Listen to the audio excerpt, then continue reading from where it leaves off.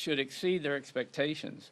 Families visiting our parks are now being met with disappointment as visitor services and experiences are reduced. As the shutdown drags on, families will cancel their vacations or day trips to our public lands. It's hunting season all across the country, different types of hunting seasons across the country, and public lands are oftentimes the only place that people who like to hunt and fish have to recreate. For everyone's sake, and who uses and appreciates our public lands and appreciates our public employees, it's time to end the shutdown.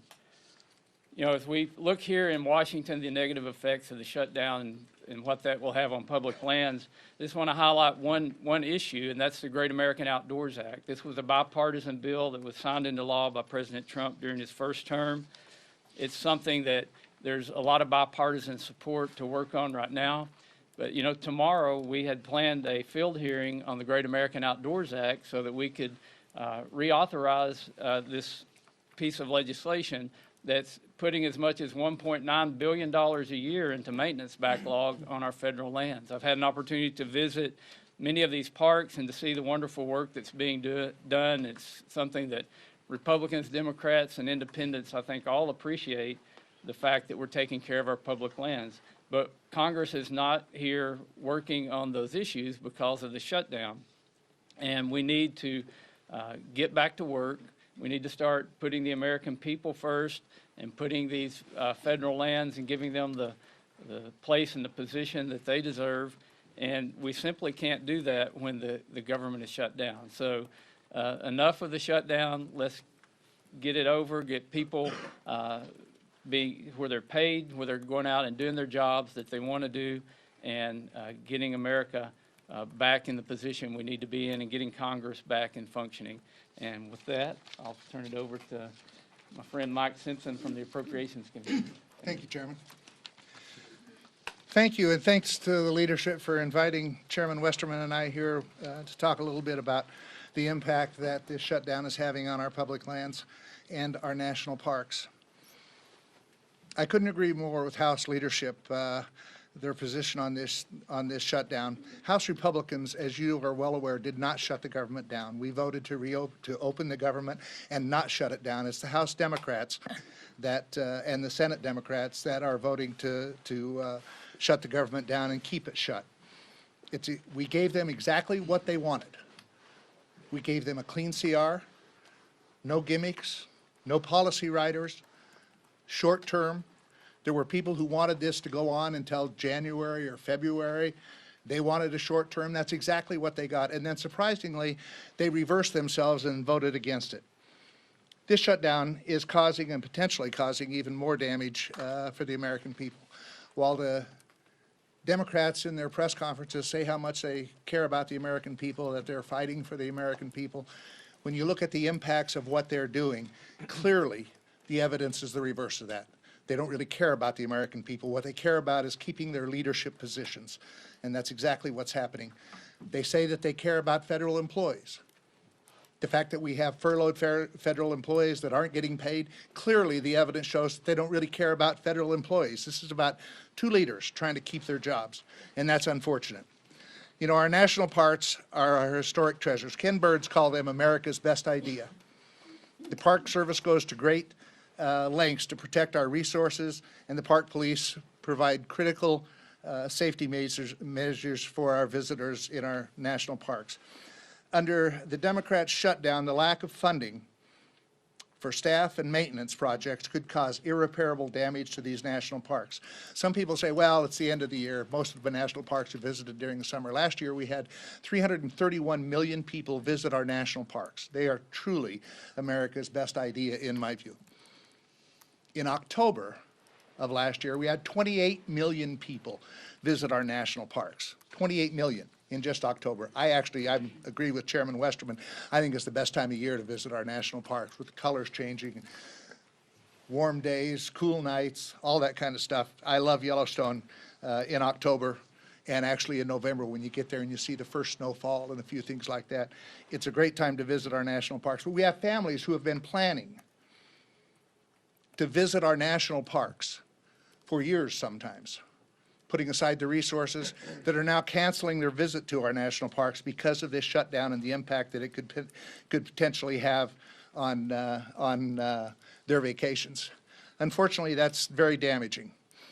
We know many people who are canceling their trips.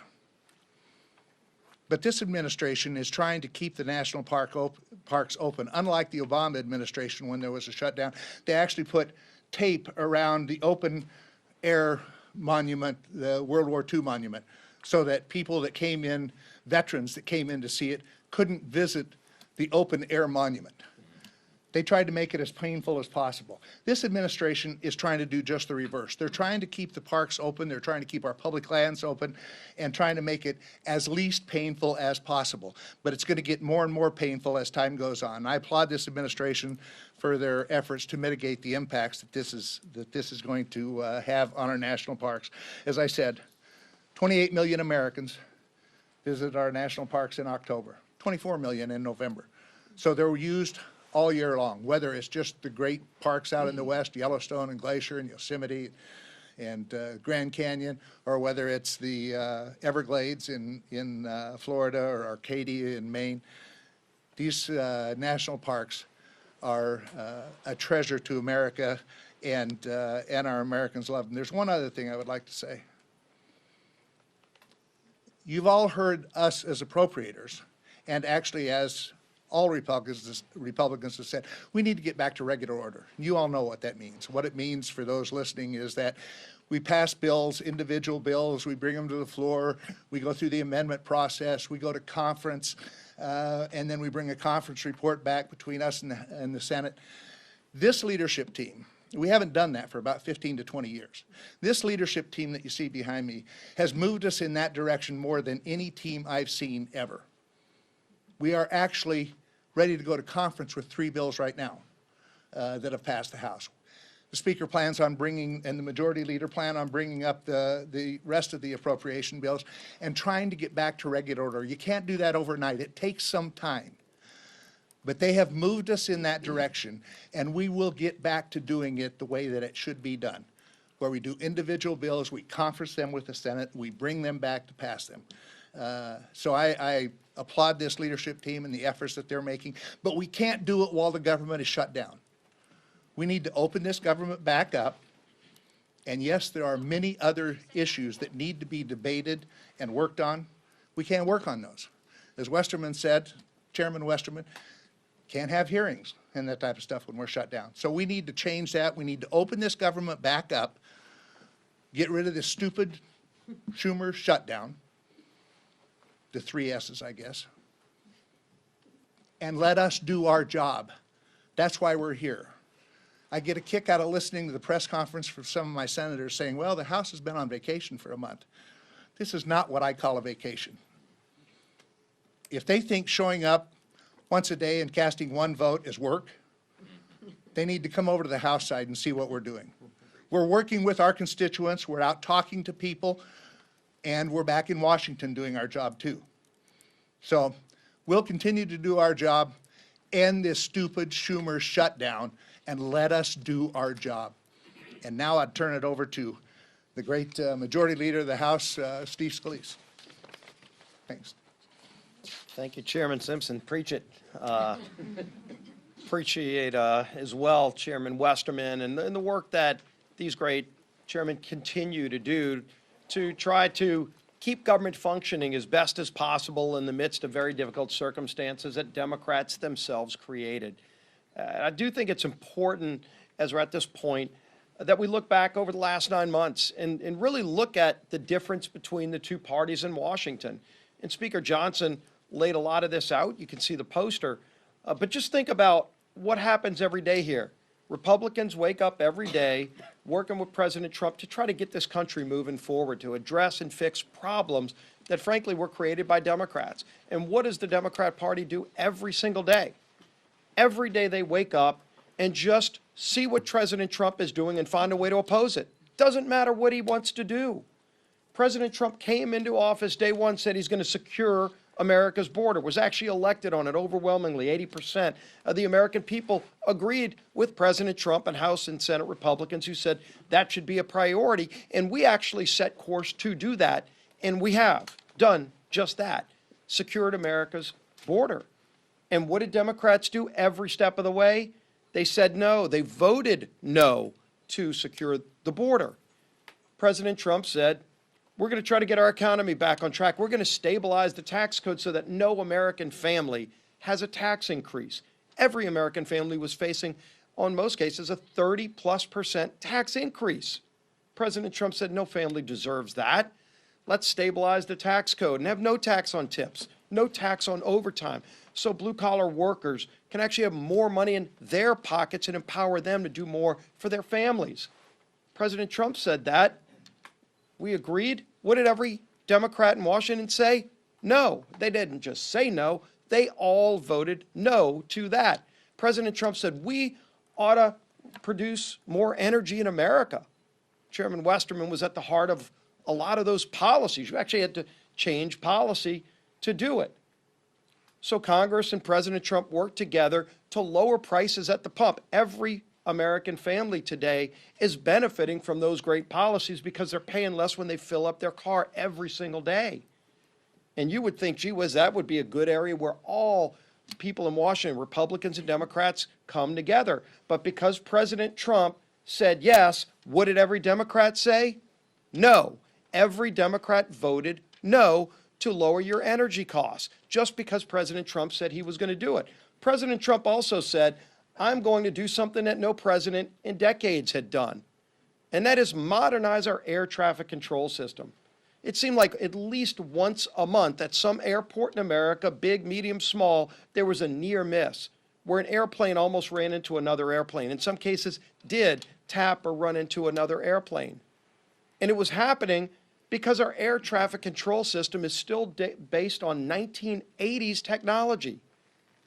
I was actually a student of computer science and learned how to program computers in the 1980s when we had floppy drive disks. You have to Google what that is today because we don't even have them anymore, except where? At all of our major airports across America. LaGuardia running on floppy disks from the 1980s. And President Trump said, we ought to do something about that. We ought to fix it. How about we modernize our air traffic control system? Now, this isn't a new idea. You would say, well, gee whiz, why wasn't that done in the 90s, in the 2000s? For goodness sake, the computing technology on this iPhone is more modern and capability and competently technologically advanced than what a lot of our air traffic control systems are using, except it cost money. It cost billions of dollars. And so previous presidents, Republican and Democrat alike, just didn't have the time or the priority to find the money to go modernize that system. And so some days flights across America would get canceled. It was happening over and over again, at least once a month, anywhere in America, disrupting the lives of American families who just kind of figured, I guess that's just the way it is because government's in charge. Well, Donald Trump said, all right, we're going to change things because that's what Donald Trump does. He finds a problem and he works to fix them. And again, you would think everybody would come together and say yes, except because Donald Trump said it, every Democrat had to say no. And in fact, when we put it in the bill, every Democrat voted no against modernizing our air traffic control system, just because it was Donald Trump's idea. This is a sick and twisted and lost, rudderless ship of a political party. That's who we're dealing with.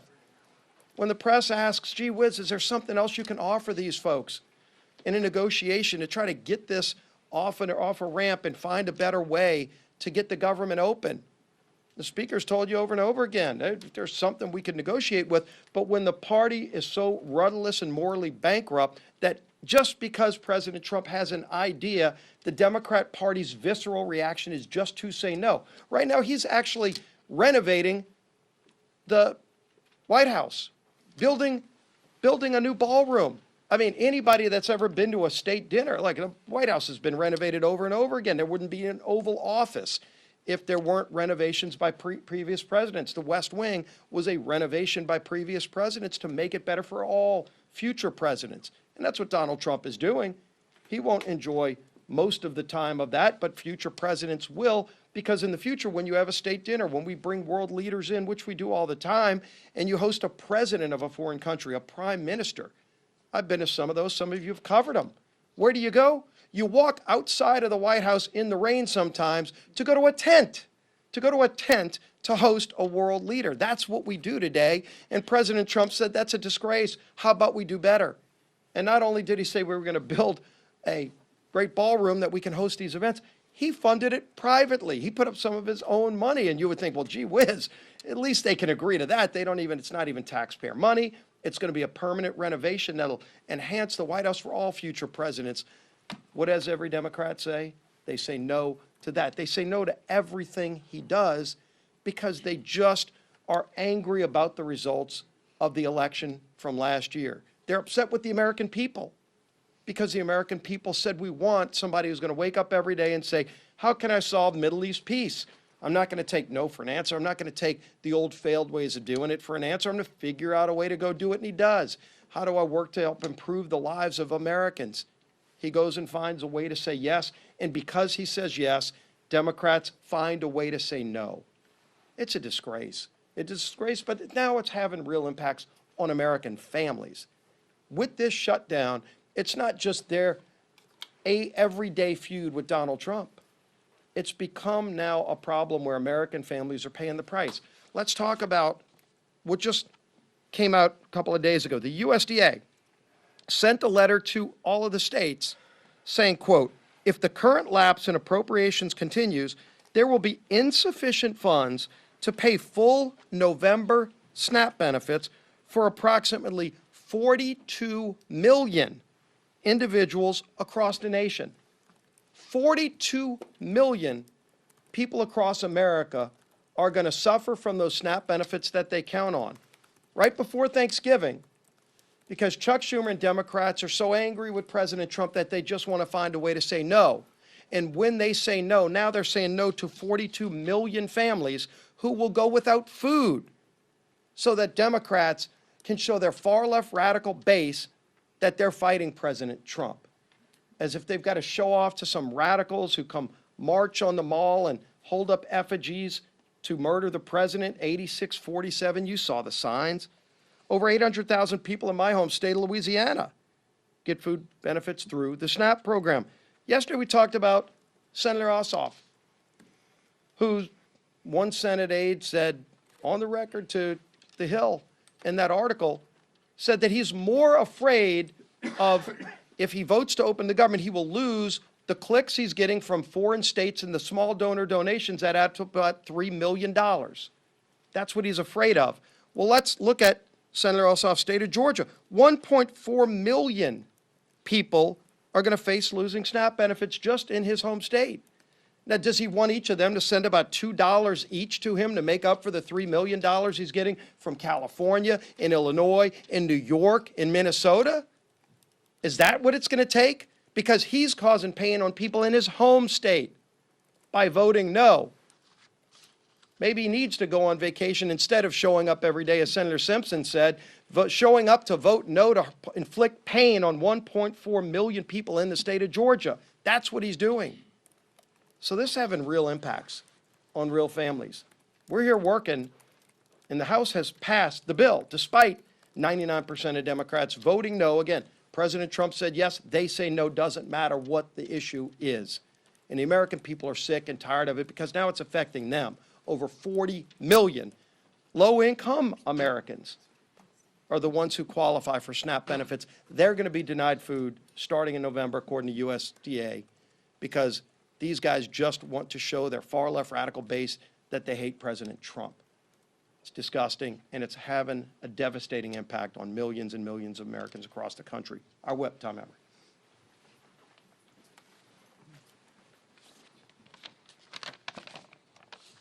Well, Democrats have voted 12 times to shut the government down.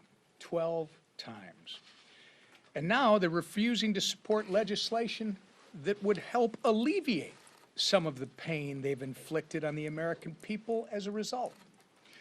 Earlier this week, the minority leader in the House said he opposes legislation that would pay our troops and essential federal workers during the Democrat shutdown. This includes Border Patrol agents, air traffic controllers, TSA agents, and more. All of whom, by the way, as these speakers have pointed out, are showing up to work without receiving a paycheck while the Democrats play their shutdown games. Some would say the soon-to-be former House Democrat leader went so far as to call this legislation, quote, a political ploy. Well, I'll tell you what a political ploy is. Holding the American people hostage just so you can avoid getting the guillotine from your far left base. That's a political ploy. The good news is this madness can end immediately if 5 Senate Democrats would grow a spine, stand up to the radicals in their party, and pass our clean CR and reopen the government. It contains no partisan policy riders, no gimmicks. In fact, it's the same spending levels that Democrats supported just 6 months ago and that you've heard repeatedly they passed 13 times under the Biden administration. We have made this plain and simple. We have made the process as plain and simple as possible. To our Senate Democrat colleagues, it's not too late to do the right and reasonable thing. Pass our CR and reopen the government for the people that you are actually elected to serve. Let's get it done today. With that, Lisa McClain. Thank you, and good morning, everybody. And I think the leader said it best. You know, I think you're right. President Trump could have the cure for cancer, and the Democrats would vote no because it came from President Trump. We have to start looking at the policies, and I think right here explains everything. I mean, Democrats have been playing political theater for 3 weeks with Republicans continuing to work and deliver some results. And here are, again, some examples, some facts. Right? Just a few days ago, Congressman Ryan McKenzie visited a Head Start program that relies on federal funding and delivered food to TSA agents. Congressman Mark Alford visited multiple rural hospitals and healthcare centers. And Congressman Jeff Crank met with credit unions to ask for flexibility with federal employees who are actually missing paychecks. Real families are paying the price for the Democrats' shutdown. And what are the Democrats leveraging the shutdown to get? Ask yourself, what is their leverage? More wasteful spending? While Republicans are working at home, Democrats are fighting for weird programs, like halfway across the world, right? Think about it. Just think about it for a minute. They're sacrificing Head Start right down your street to produce Iraq Sesame Street. So they'd rather spend money on Iraqi Sesame Street than fund your Head Start programs. But President Trump is, you know, the bad guy for putting America first. Scratch your head on that one. They're risking the safety of American skies for LGBTQI programs in the Balkans, right? Putting the Balkans over the safety of our skies. They're jeopardizing millions of paychecks to Americans to support woke programs in Honduras, Zimbabwe, Mexico, Venezuela, and Lebanon. Okay. I don't know about you, but I think that is absolutely shameful. Let me be clear. A shutdown should never be used as leverage for more wasteful spending, and especially when that spending isn't here on American soil. But that's what Schumer's dirty deal is doing. You heard me talking about it the other day, and you heard our speaker talk about it, the split screen, clean CR to work for the American people, Schumer's dirty deal CR to work for everybody but the American people. Wasteful spending at the expense of American people is not what this shutdown is about. But I want to let the American people know Republicans will not cave to Schumer's dirty deal. We will not cave to their wasteful spending. We will hold the line, and we will. I promise you, we will continue to work for the men and women and families who serve, protect, and build our great nation. Thank you. Questions? Chad, go ahead. Good morning, thank you. Sir. Can you characterize some of the dissonance inside your conference about the strategies that Republicans have? There was some criticism on the call yesterday saying that this shutdown strategy is old and Republicans need to have a new tack. That was the word that was used. There was one member of the Republican conference. These are supposed to be, you know, confidential off-the-record calls among colleagues, but some of you guys listen in, and I make a pleading at the beginning of every call that you wouldn't do that and wouldn't characterize it, but whoever the leak is, whatever. Beth Van Dyne was quoted. Beth is a dear friend. We've had lots of conversations about this. She was not complaining. It was not dissonance, Chad. She was pointing out that we have a lot of important work to do before the end of the year, and it was a very pleasant, constructive comment about strategy. You all have heard me say from the podium a few times, we're not pursuing a political strategy here. We're not. We're just simply trying to get the government open, and that's why the nonpartisan Clean CR was the obvious vehicle to do that. And so we're not making political calculations here. We're making calculations on behalf of the American people. How can we get the government operating as soon as possible so they can get all these vital services and paychecks restored?